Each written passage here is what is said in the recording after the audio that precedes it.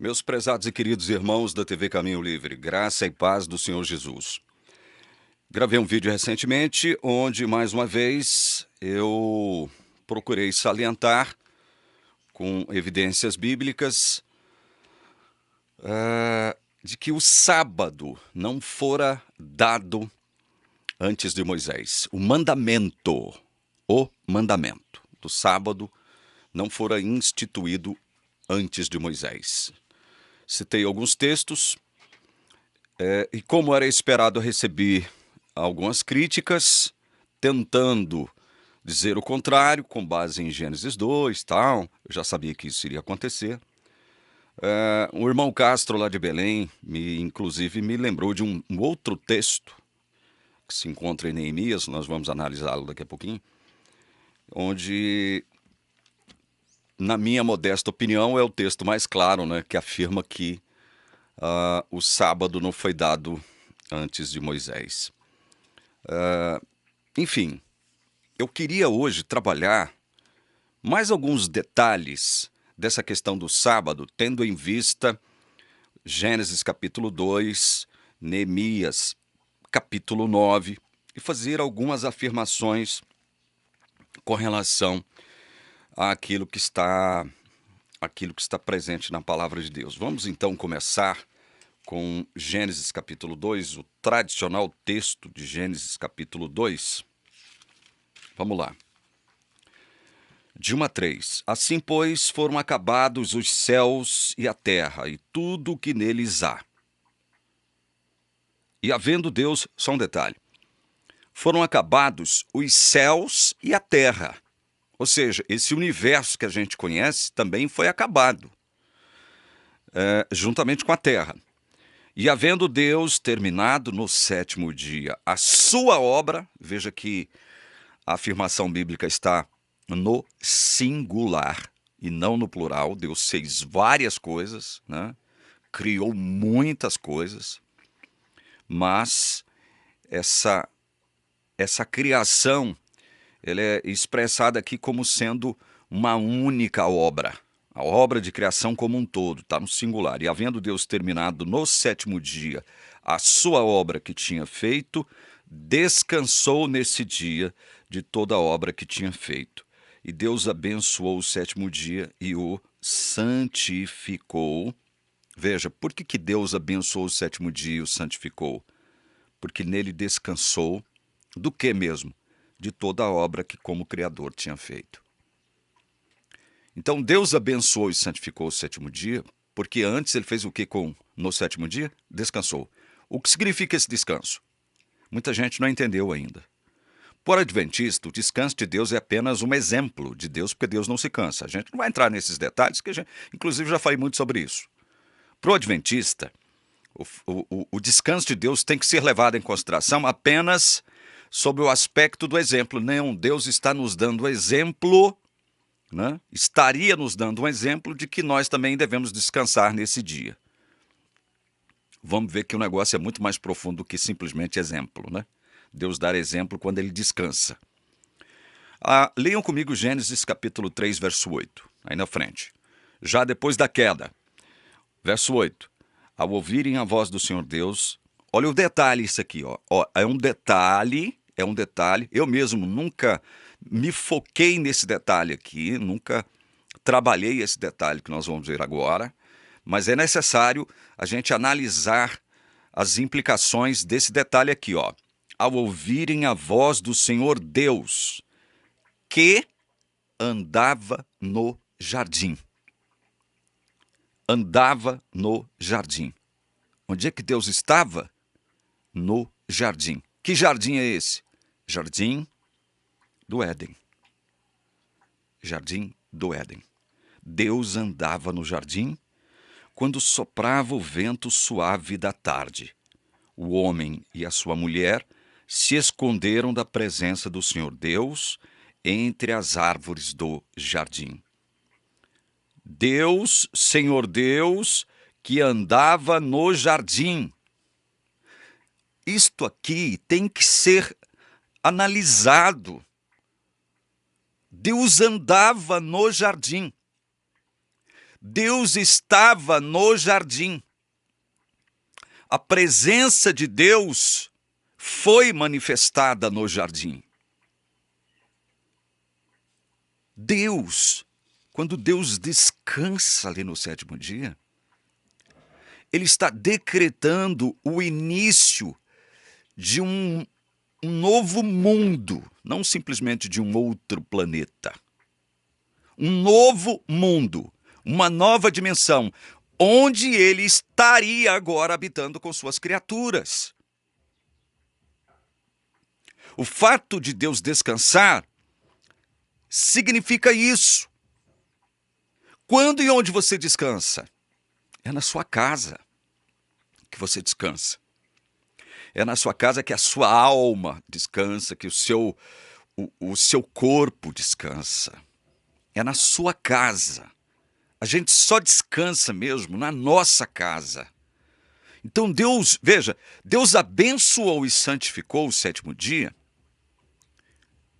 porque nele descansou de toda a sua obra. Veja que o sétimo dia tem relação com tudo que Deus fizera antes. E quando Deus descansa, e porque Ele descansa, Ele abençoa e santifica o sétimo dia como a inauguração de um novo mundo, a inauguração de uma nova dimensão de paz, harmonia e santidade entre Deus e suas criaturas, porque Deus estava no jardim. Se Deus não estivesse no jardim, presencialmente, Ele não poderia fazer isso aqui, ó. E havendo Deus terminado no sétimo dia a sua obra que tinha feito, descansou nesse dia de toda a obra que tinha feito. Ele não podia fazer isso aqui. Mas Ele estava no jardim, Ele desceu. Deus aqui havia mudado de endereço para estar agora, de uma vez por todas, com as suas criaturas. Descansou. E ao abençoar e santificar o sétimo dia, porque Ele descansou, Ele inaugura uma nova dimensão. Uma nova dimensão sabática. Ou seja, o tempo na Terra seria um Shabat eterno, caso o homem não pecasse. Eu e você estaríamos numa terra experimentando um Shabat eterno. A gente tem que entender isso, porque onde Deus está, há verdadeiro descanso, há verdadeiro Shabat.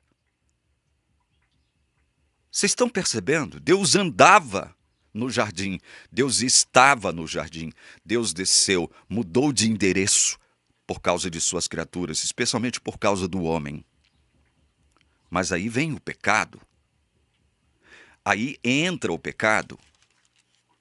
E agora, olha o que esse Deus diz para Adão, verso 17. Por ter dado ouvidos à voz de sua mulher, Gênesis 3:17. E comido da árvore que eu havia ordenado que não comesse, maldita é a terra por sua causa. Maldita é a terra por sua causa. Como é que Deus poderia continuar habitando num planeta maldito, que Ele mesmo amaldiçoara, e que agora estava conspurcado, contaminado com a presença do pecado? Já se fez essa pergunta?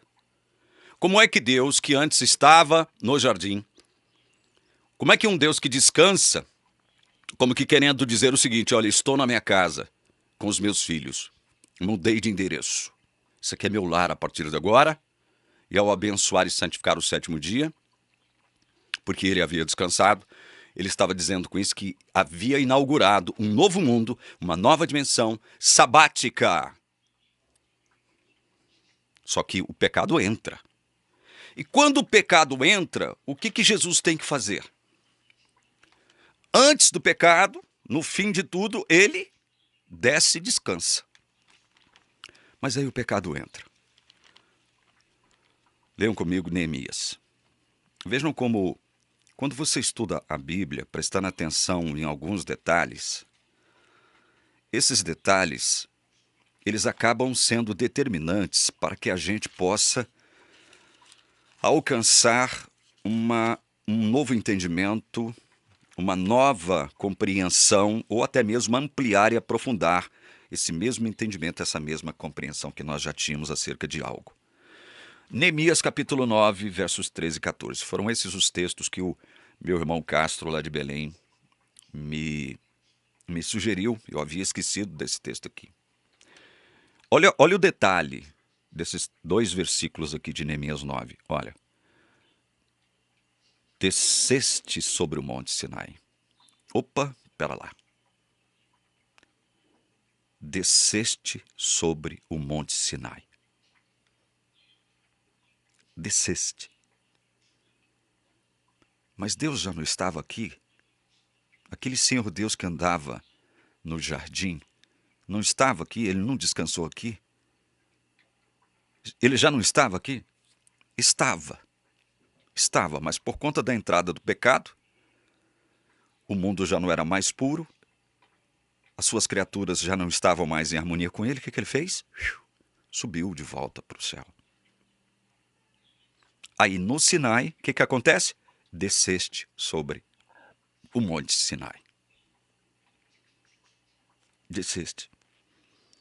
Do céu falaste com eles e lhes deste juízos retos, leis verdadeiras, estatutos e mandamentos bons. 14. Tu lhe deste conhecer o teu santo sábado. E lhes deste mandamentos, estatutos e lei por meio de teu servo Moisés. Quando foi que Deus instituiu o sábado, então? Como mandamento, como lei. Não foi por meio de Moisés, como o texto está dizendo? Além daqueles outros textos que eu já citei? João 1,17. Romanos capítulo 5, verso 13. Não havia lei. Gálatas 3,17. Foram textos que nós lemos, mostrando, com essas evidências bíblicas,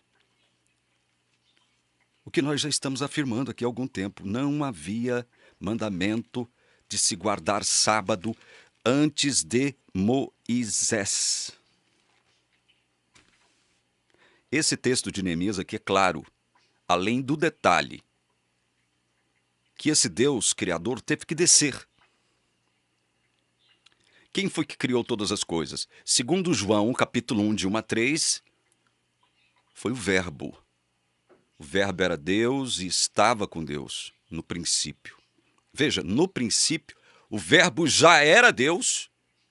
No princípio, o Verbo estava com Deus. O Verbo não estava em Deus. O Verbo estava com Deus. E aí João vai dizer algo que é maravilhoso, porque o Verbo eterno, que atende pelo nome humano de Jesus, o Cristo, fez todas as coisas. Então quem foi que perambulava aqui na terra quando ele criou e terminou todas as coisas e depois descansou no 7º dia? Ele abençoou e santificou porque havia descansado no 7º dia, dando a entender que havia inaugurado agora uma dimensão sabática, um mundo sabático. Quem foi que fez isso lá no Éden? Jesus Cristo, pré-encarnado. Quem é que desce no Sinai para dar lei para o povo? Jesus Cristo pré-encarnado. E veja, como é interessante essa ideia. A primeira justificativa que esse Jesus, que deu leis, mandamentos e estatutos para o povo de Israel, lá no Monte Sinai, logo após a libertação do cativeiro egípcio, esse mesmo Jesus que dá ali o seu mandamento do sábado, institui ali a guarda do sábado para o povo judeu, para o seu povo.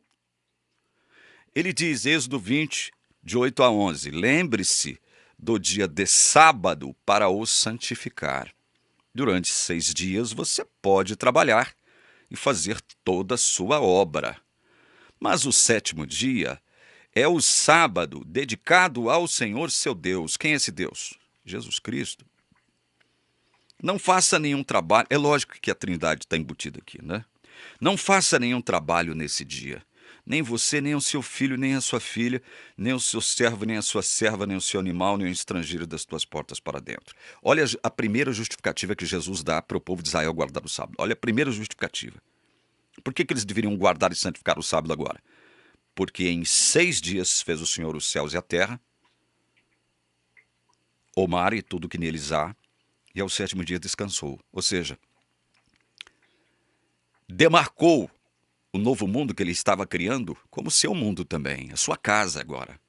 Descansou. Por isso o Senhor abençoou o dia de sábado e o santificou. Foi por isso que Deus descansou. Que Deus abençoou e santificou o dia de sábado. Foi por isso. Só houve bênção e santificação no 7º dia, porque Deus descansou nesse dia, inaugurando a dimensão sabática, o novo mundo que ele havia criado. E agora ele estava na sua casa, desfrutando o Shabat, que deveria ser eterno, caso o homem obedecesse a sua ordem. Não coma do fruto da árvore do conhecimento do bem e do mal que está no meio do jardim. Se Adão não comesse, nós estaríamos habitando num Shabat eterno, num mundo onde Jesus estaria conosco. O Deus conosco. Esse é o nome profético de Jesus, Deus conosco. Mas agora, após a libertação do cativeiro egípcio, Jesus constitui Israel como uma nação organizada, fundamentada sobre as suas leis, que é uma representação da sua vontade preceptiva. E por isso ele vai dizer aqui na frente, em Êxodo 25, verso 8, olha como é interessante isso. 25, verso 8 de Êxodo. E me farão para mim um santuário. Para quê? Para quê? Olha a intenção de Deus. Para que eu possa habitar no meio deles. No Éden ele teve que sair da sua habitação. Ele descansou, inaugurou mudou de endereço, do céu para a terra, iria conviver com as suas criaturas, caso não houvesse pecado, né? Descansou, ou seja, essa é a minha casa, estou inaugurando um novo mundo, abençoou e santificou o 7º dia, porque quando ele abençoa e santifica o 7º dia, ele o faz em relação a tudo que ele havia criado antes, universo, terra.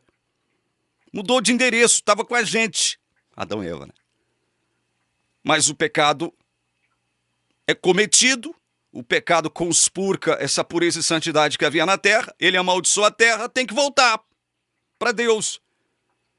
Só que quando ele institui a Israel como nação e dá as suas leis a Israel, ele dá essa ordem para Moisés: olha, me farão um santuário para quê mesmo?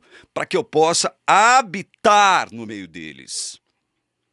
Então, quando o povo guardava o sábado, e se o povo obedecesse mesmo o mandamento do sábado, como Jesus ordenou, ali em Êxodo 20, o povo receberia esse descanso espiritual agora, porque Deus estava de novo habitando com eles através do quê?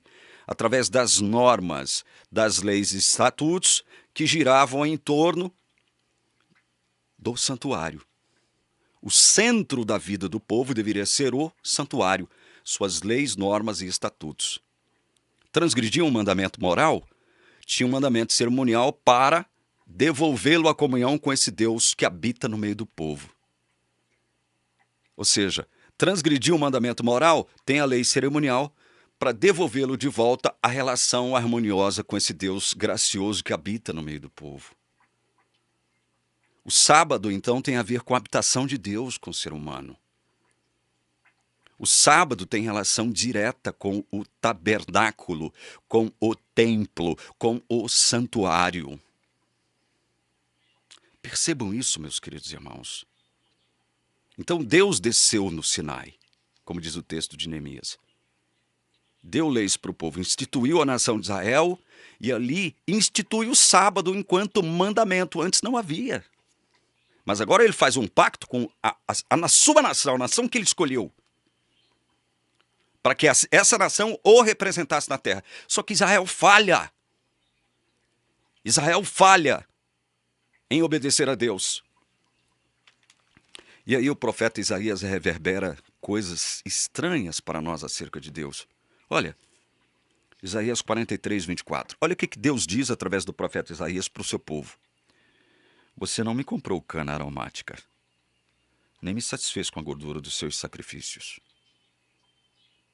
Não me satisfez com a gordura dos seus sacrifícios. Deus já estava enojado dessa postura hipócrita, dissimulada da nação de Israel, do povo de Israel. Olha o que ele diz mais. Mas você me deu trabalho com os seus pecados e me cansou com as suas iniquidades. O Deus que havia descansado no Éden, declarando que agora estava habitando no meio de suas criaturas,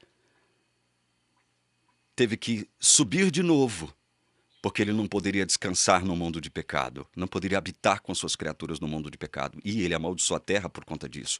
E agora ele está falando que esse mesmo povo, a quem ele lá no deserto do Sinai deu leis, instituiu esse povo como nação, está falando o seguinte acerca desse povo: você me deu trabalho com os seus pecados e me cansou com as suas iniquidades.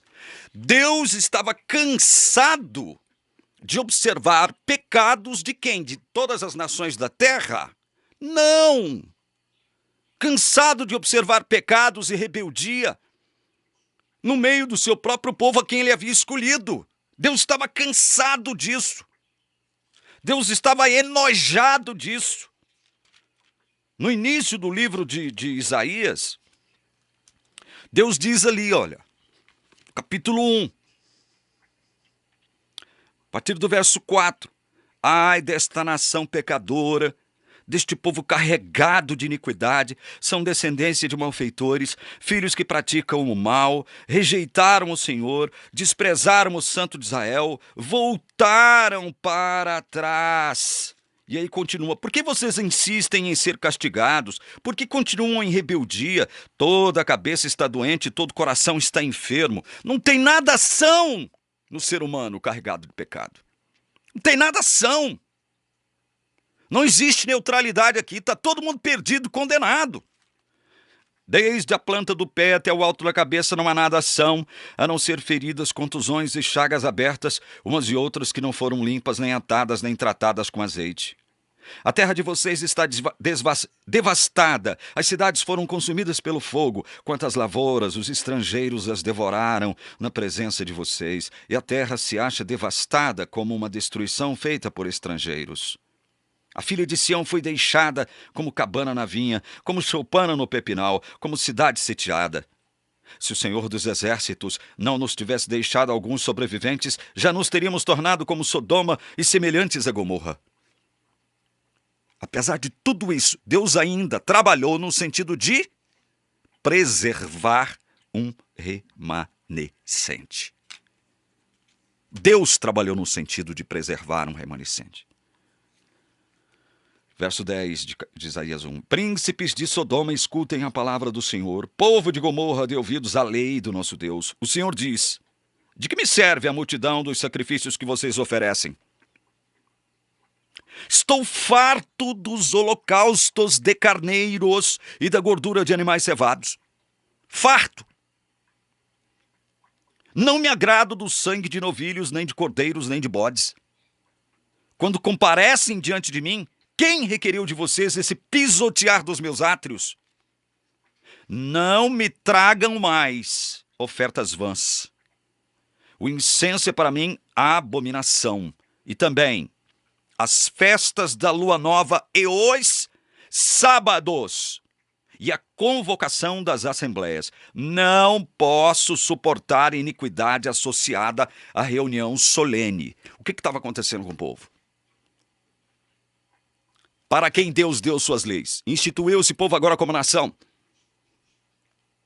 Pecado, o povo não obedeceu a Deus, se rebelou contra ele. Oséias diz que o povo anulou a aliança que Deus havia feito. Oséias ou Amós, não me lembro mais. Profetas. E Deus está dizendo o seguinte: olha, já estou farto dessa dissimulação de vocês. Já estou farto de sacrifícios, de sangue, de incenso. As festas da lua nova, os sábados e as assembleias solenes são para mim abominação. Os sábados são para mim abominação. Vocês estão percebendo que existe algo muito maior quanto à questão do sábado do que simplesmente observar e santificar um dia, parar de fazer as coisas normais e ordinárias no sétimo dia. É muito mais do que isso. O sábado tinha uma função maior, profética inclusive, de dizer para o povo o seguinte: olha, aquele Deus que descansou no Éden e que teve que voltar para o céu por conta do pecado, ele quer, com o ritual do santuário, com as leis que ele estabeleceu para vocês, inclusive com o mandamento do sábado, ele quer incutir na mente de vocês algo pedagógico, tá? As leis são pedagógicas, no sentido de mostrar para vocês que Deus quer restaurar o Shabat eterno que foi perdido lá no Éden. O sábado tinha essa função. Tanto é verdade que o Senhor do sábado, que é Jesus Cristo, tanto é verdade que ele vai dizer, quando ele encarna e começa a andar no meio do povo, começa a se manifestar enquanto Deus conosco de novo, ele vai dizer o quê? O que ele vai dizer? Ele vai dizer coisas como: é lícito fazer o bem nos sábados. Porque para o povo de Israel já não havia mais licitude em fazer bem aos sábados. Não podia. Vejam como a atitude do povo de Israel, do povo judeu, em relação ao sábado, se tornou, ou pelo menos inspirou, os guardadores do sábado do século XXI a fazerem a mesma coisa, a terem a mesma mentalidade sobre o sábado. Deve-se servir ao sábado. Nós temos que obedecer o mandamento, porque diz um pastor adventista que o sábado não tem lógica. O sábado foi colocado por Deus, segundo ele, lá no Éden, como mandamento, né? Coisa ridícula e patética, como uma espécie de árvore do conhecimento do bem e do mal. Meu Deus do céu, que povo ignorante! Dizer que o sábado não tem lógica é não compreender, primeiro, aquilo que aconteceu no Éden, quando Jesus, pré-encarnado, descansa. E por que descansa? Declarando que estava morando, habitando, mudou de endereço por causa de suas criaturas, aí ele abençoa e santifica o sábado, mas tudo que ele havia criado estava sendo o quê? Abençoado e santificado quando ele abençoa e santifica o sétimo dia, porque a presença dele é abençoadora, é santificadora. O planeta está em harmonia, está em paz com ele, mas entre o pecado, Jesus tem que sair do seu descanso para voltar a trabalhar por essa gente que não merece. Por isso que ele disse, quando ele encarnou, ele disse o seguinte: olha, o sábado foi estabelecido por causa do homem, não o contrário. O sábado deve servir ao homem, o sábado deve abençoar ao homem. O sábado não foi dado como algo sem lógica, para testar simplesmente a obediência do povo, a lealdade do povo, a fidelidade do povo. Não foi um teste. Não foi para isso que Deus deu o sábado. O objetivo maior do sábado era profetizar ao povo de Israel que haveria um Shabat eterno, que Deus restauraria o Shabat eterno que foi perdido no Éden. Mas centrada em uma pessoa e não num espaço temporal de 24 horas. O sábado foi estabelecido por causa do homem e não o homem por causa do sábado. O homem não deve ser escravo do sábado. Assim o Filho do Homem é Senhor também do sábado. Jesus é Senhor do primeiro dia, do segundo dia, do terceiro dia, do quarto dia, do quinto dia, do sexto dia e também do sábado. Aí Jesus não dá ordem, veja, em nenhum lugar do Novo Testamento, o Jesus encarnado dá uma ordem clara, específica, até categórica, para que o povo, não só o povo judeu que continuava guardando o sábado, mas os gentios que agora estavam se convertendo guardassem o sábado. Jesus não dá nenhuma ordem nesse sentido. Jesus não diz assim: olha, meu povo, continuem guardando o sábado, santificando o sábado, porque o sábado servirá de selo. O sábado, ele adquirirá uma natureza de selo, que através da sua guarda irá determinar a salvação de vocês. Jesus nunca disse isso. Nenhum apóstolo disse isso. Nenhum apóstolo disse isso. Ao contrário, Jesus, quando interrogado pelos fariseus, sempre eles, porque havia curado um paralítico no sábado, quando eles se aproximam de Jesus para acusá-lo de transgressor, Jesus disse isso aqui, ó, João 5,17. Meu Pai trabalha até agora e eu trabalho também. Por que o Pai estava trabalhando até agora e Jesus trabalhando também? Por que será, hein? Que Jesus diz isso aqui. Meu Pai trabalha até agora e eu trabalho também. Isso aqui foi afirmado tendo relação com a acusação dos fariseus de que Jesus estava transgredindo o sábado. O Senhor do sábado, ele não é servo do sábado, ele é Senhor do sábado. Foi ele que criou o sétimo dia, veja, e descansou nesse sétimo dia lá no Éden. Por isso ele abençoou e santificou o sétimo dia em relação a tudo que ele havia feito antes, universo, terra. Descansar significa habitar com o seu povo. Mudou de endereço. Só que aí o pecado entra, ele amaldiçoa a terra, sai seu descanso, volta para Deus, e agora ele está falando que Deus teve que também voltar a trabalhar. Então ele trabalha como Deus. Mas qual é esse trabalho? Que trabalho é esse, gente? Olha aqui, Isaías 64, verso 4. Olha como isso é maravilhoso. Isaías 64, verso 4 diz assim: porque desde a antiguidade não se ouviu, nem com os ouvidos se percebeu, nem com os olhos se viu, Deus além de ti, que trabalha para aquele que nele espera. Trabalha para aquele que nele espera. Trabalha para aquele que nele espera. Esse é o trabalho. Isaías 53, 11. Trabalha em favor daquele que nele espera. Isaías 53, 11. Acerca do Messias, o Deus conosco, o Jesus que se tornaria o Verbo encarnado, que habitou entre nós, o profeta diz, 53, 11 de Isaías, ele verá o fruto do trabalho de sua alma. O quê?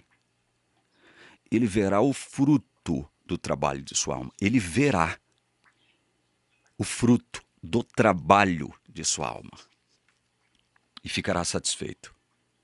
O meu servo, o justo, com seu conhecimento, justificará toda a terra, toda criatura, panctizos. Não, justificará a muitos, porque as iniquidades deles levará sobre si. E quando Jesus leva as iniquidades deles sobre si, o que ele faz? Quando Jesus leva as iniquidades desses a quem ele veio salvar, quando ele faz isso, quando ele tira o fardo dos seus pecados de sobre você, o que ele está fazendo com você? O que ele está fazendo? Ele está fazendo isso aqui, ó. Venham a mim todos vocês que estão cansados e sobrecarregados, e eu vos aliviarei. Vos aliviarei de quê mesmo? Desse fardo enorme que foi posto sobre as nossas costas e que nós não damos conta de carregar, não damos conta de suportar. Os nossos pecados. Venham a mim, todos vocês que estão cansados e sobrecarregados, e eu vos aliviarei. Jesus não fala, guardem o sábado para vocês se aliviarem da carga dos seus pecados. Venham a mim. Eu sou o sábado de vocês. Eu trabalho para que vocês descansem. Tomem sobre vós o meu jugo e aprendam de mim, porque sou manso e humilde de coração, e vocês acharão Shabat. É óbvio que o termo aqui não é esse. E vocês acharão Shabat para a sua alma, porque o meu jugo é suave e o meu fardo é leve. Há um jugo e há um fardo de Jesus, mas este é suave, este é leve. Você achará descanso Não é quando você guarda o sétimo dia, não. Veja, guardar o sétimo dia como uma questão de comunhão com os irmãos, adoração a Deus, é até louvável. Mas não é por causa disso que você será selado. Você já foi selado quando você creu em Jesus, irmão. Por isso Jesus está, ele está direcionando a atenção do povo que está cansado e sobrecarregado de suas iniquidades. Jesus está redirecionando a atenção deles para ele mesmo. Jesus está chamando a atenção para si mesmo. Olha, venham a mim. É a mim que vocês têm que vir para adquirir descanso, para se livrarem desse fardo que é os seus pecados, um fardo contendo os seus pecados. Vocês não dão conta de carregar esse fardo. Vocês vão sucumbir ao continuarem tentando carregar esse fardo. Então venham a mim que eu vou livrar vocês desse fardo, porque eu trabalho para vocês. O meu trabalho é em favor de vocês. Vocês estão entendendo o sentido de tudo isso? E aí o escritor de Hebreus, já estou terminando, vai dizer algo que é interessante acerca dessa questão sabática. Hebreus 4:3 diz assim: nós, porém, que cremos, entramos no descanso. Descanso de quem? Desse Deus que descansou lá no Éden. Desse Deus que descansou lá no Éden. Quando é que a gente descansa? Quando a gente crê em Jesus Cristo, quando ele diz, olha, vinde a mim, todos vocês que estão cansados e sobrecarregados, e eu vos aliviarei. Eu vos darei descanso. Quando a gente crê nisso, a gente entra no descanso de Deus. Não é quando a gente guarda sábado, não, irmão.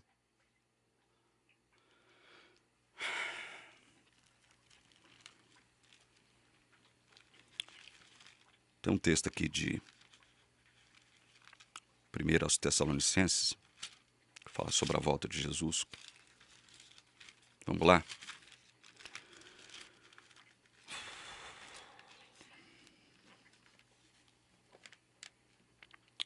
Primeiro aos Tessalonicenses 4, versos 16, 17, 18. Porque o Senhor mesmo, dada a sua palavra de ordem, ouvida a voz do arcanjo, ressoada a trombeta de Deus, descerá dos céus. Descerá dos céus. E os mortos em Cristo ressuscitarão primeiro. Depois nós, os vivos, os que ficarmos, seremos arrebatados juntamente com eles, entre nuvens, para o encontro com o Senhor nos ares. E assim estaremos para sempre com o Senhor. Portanto, consolem uns aos outros com estas palavras. Estaremos para sempre com o Senhor. O que vai haver entre Deus e nós? Shabat. Eterno. Para sempre. Shabat. Eterno. Por que Shabat eterno? Porque estaremos para sempre com o Senhor. Porque estaremos para sempre com o Senhor. Consolem-se com isso, disse o apóstolo Paulo. Consolem-se. Nós devemos ser consolados com esta boa nova, com esta notícia maravilhosa. Vi novo céu, diz Apocalipse 21. Vi novo céu, nova terra. Pois o primeiro céu e a primeira terra passaram e o mar já não existe.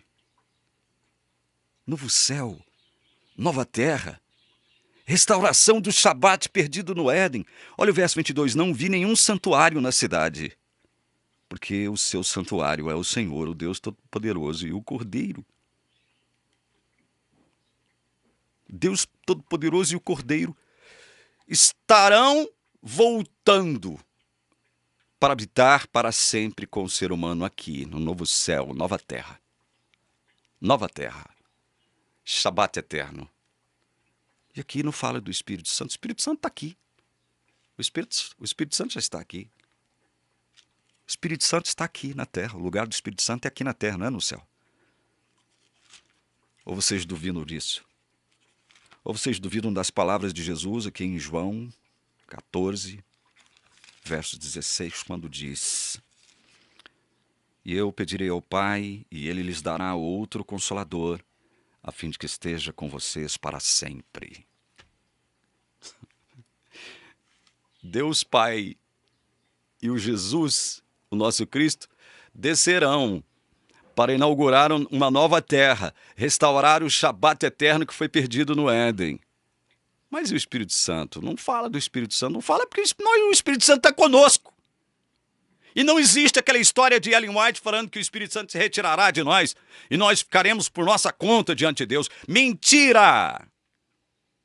Não ouçam essa velha caduca chamada Ellen White, essa velha mentirosa, ladra, hipócrita, dissimulada. Ellen White foi tudo isso. Vocês entenderam o espírito do sábado, do Shabat? A lógica espiritual ou não no Shabat, segundo a Bíblia, porque segundo esse pastor adventista aí, sobre o qual eu já falei aqui, não tem lógica no sábado. Ou é obedecer ou não é obedecer. Pronto, acabou, não tem lógica não. Ignorante. Ignorantes são todos que pensam como ele, que não há lógica espiritual no sábado, lógica nenhuma. Mas, no entanto, embora não haja lógica, o sábado será, a guarda do sábado será a condição para ser selado agora nos últimos dias, quando a besta se manifestar. E se você não for selado, você não será salvo. No próximo vídeo eu vou tratar de novo daquele pequeno detalhe que coloca a igreja adventista em maus lençóis por causa daquela velha caduca ter afirmado algo acerca do livro da vida. No próximo vídeo eu vou falar sobre isso. Que Deus abençoe você que assistiu esse vídeo até o final. Em nome do Senhor Jesus Cristo. Amém.